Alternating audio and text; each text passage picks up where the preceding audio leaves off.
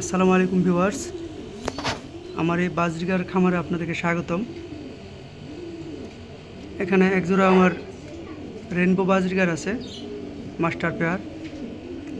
এগুলো কিছুদিন আগে বাচ্চা তুলছে, তারপরে আমি রেস্টে দিয়ে দিয়েছিলাম, কারণ আমি তো ব্যবসা করার জন্য পাখি পালি না, শখে পালি।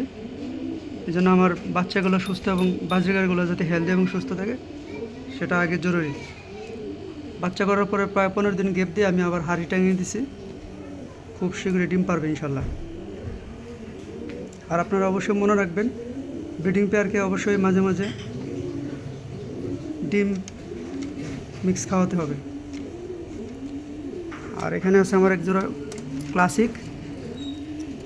এগুলো আবার খুব দুষ্ট, এত ভয় পায়। আমি কাছে আসার সাথে সাথে মাদিটা, এই যে দেখেন কেমন দুষ্ট, বাসার ভিতরে ঢুকে গেছে, একদম কাছে আসতে চায় না। এটা হচ্ছে আমার ক্লাসিক পেয়ার। একটা মাত্র ডিম দিছে, দোয়া করবেন ইনশাল্লাহ যাতে এগুলো থেকে ভালো বাচ্চা পাই।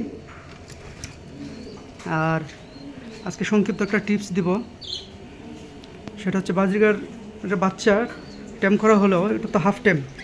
যখন নিজে নিজে একটু একটু খেতে পারে, যখন ওরা শিখে যায়, তখন এগুলোর টেমটা ধরে রাখার জন্য আপনাদেরকে অবশ্যই কিছু নিয়ম অনুসরণ করা লাগবে, না হলে একসময় আস্তে আস্তে ওরা আপনাকে ভুলে যাবে।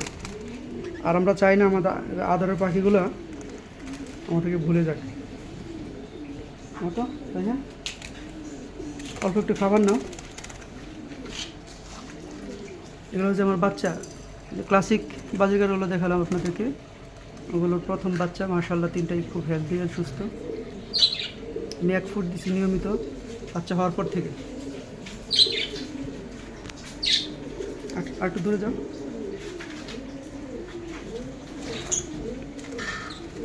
আজকে প্রথম ভিডিও করতেছি, ভুল ত্রুটি হলে আপনারা মাফ করবেন। আর অবশ্যই আমার চ্যানেলটা সাবস্ক্রাইব করবেন, যেন আপনাদের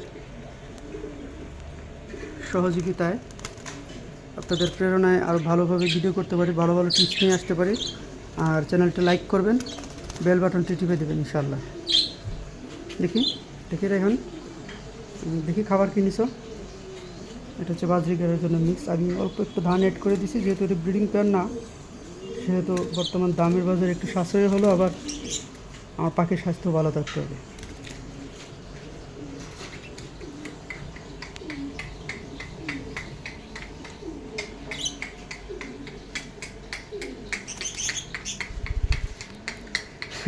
আসলে ওরা এত দুষ্টু, সবসময় আমি ওদেরকে খাওয়াইতে, ওই জন্য আমার হাতে চলে আসছে প্রথমে। আর এই বাচ্চাটা একদম বেশ ছোটো থাকতেই ওকে টেম করছিলাম, এই জন্য ও সবার আগে চলে আসে, কোনো ভয় পায় না। এসে প্রথমে কাঁধে বসে, তারপর চলে আসে একদম হাতে। আর ওইখানে ওই দুটোর মধ্যে একটা খুব দুষ্ট, ও শুধু বাহিরে উড়াউড়ি করে হাত থেকে চলে যায়, আবার ঘুরে চলে আসে কিছুক্ষণ পরে।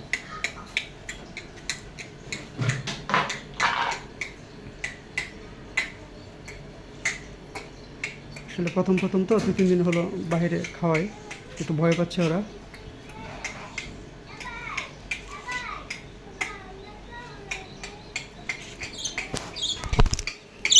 দেখছেন আমার মোবাইলের উপরে চলে আসছে, একদম ক্যামেরার উপরে। এত দুষ্ট হয়েছে, এটা বলার মতো না। দেখি হ্যাঁ, তুমি যাও, তোমাকে ভয় পাচ্ছে, তুমি তো খাওয়ানোর প্রতিদিন, এই জন্য মনে হয়।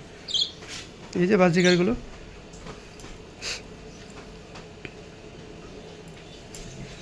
মাত্র কয়েকদিন হলো ওরা নিজে নিজে খাওয়া শিখছে।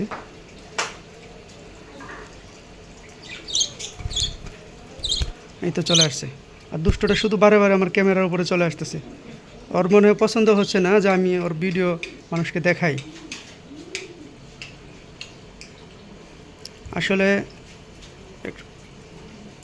সবচেয়ে বেটার হচ্ছে 15 থেকে 20 দিনের বাচ্চাকে টেম করতে পারলে ওরা একদম ভয় পায় না, আর খুব সহজে হাতে চলে আসে। না হলে একটু দুষ্টুমি বেড়ে যায় ওদের। তো ঠিক আছে, ওরা আবার অনেক সময় বাইরে চলে গেলে ডেকে আনতে অনেক তোষামত করে নিয়ে আসতে হয়, এই জন্য আমি ওদেরকে ভিতরে দিয়ে দেব। প্রতিদিন যদি আমরা এইভাবে অন্তত 1 বার বা 2 বার ওদেরকে হাতে এনে খাবার দিই, তারপরে রেখে দিই, তো এটা ওদের অভ্যাসে পরিণত হয়ে যাবে। যত দিন যাবে তত আরও ওদের সাথে সম্পর্ক ঘনিষ্ঠ হবে ইনশাল্লাহ। যেমন নতুন বাচ্চাগুলো 35 দিন হবে বয়স, ওরা নিজে নিজে খাচ্ছে। তো আমার এই বাচ্চাগুলোর জন্য দোয়া করবেন। আসসালামু আলাইকুম। আমার এই সংক্ষিপ্ত ভিডিওটি ভালো লাগলে চ্যানেলটা সাবস্ক্রাইব করবেন, লাইক করবেন, কমেন্ট করবেন। আর আমি নতুন মানে শিখতেছি এবং আপনাদেরকে আমার যা শিখতে পারছি সেটা শেয়ার করতেছি। তো আমার চ্যানেলটি অবশ্যই সাবস্ক্রাইব করবেন এবং বেল আইকন টিপে দেবেন ইনশাল্লাহ। আর আপনাদের প্রেরণায় ইনশাল্লাহ ভবিষ্যতে আরও ভালো ভালো ভিডিও করতে পারবো। আসসালামু আলাইকুম।